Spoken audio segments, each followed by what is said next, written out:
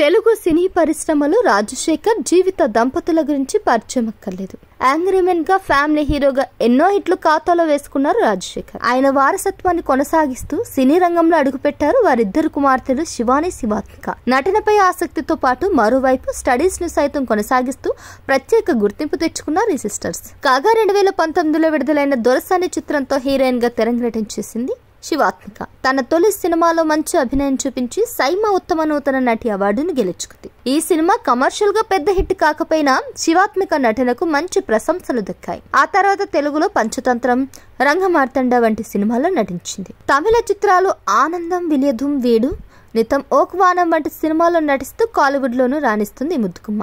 సినిమాలో గ్లామర్ షోకి ప్రాధాన్యం ఇవ్వకుండా నటనకు అవకాశం ఇచ్చి కథలను ఎంపిక చేసుకుంటూ దూసుకుపోతుంది. తెలుగులో 2023లో వచ్చిన రంగమార్తండ సినిమా తర్వాత శివాత్మిక నుంచి కొత్త ప్రాజెక్టులు ఏవీ రిలీజ్ కాలేదు.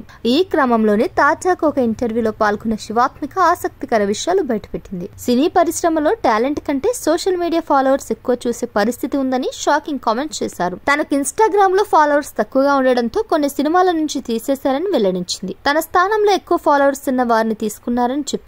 మేనేజర్లు, ఏజెంట్లు కూడా ఫాలోవర్స్ పెంచుకోమని ఒత్తిడి తెస్తారని పేర్కొంది. తాను యాక్టర్ అని, కంటెంట్ క్రియేటర్ కాదని స్పష్టం చేసింది. తనను నటనతో గుర్తించాలి కానీ సోషల్ మీడియా నంబర్స్ తో కాదని వ్యాఖ్యానించింది శివాత్మిక.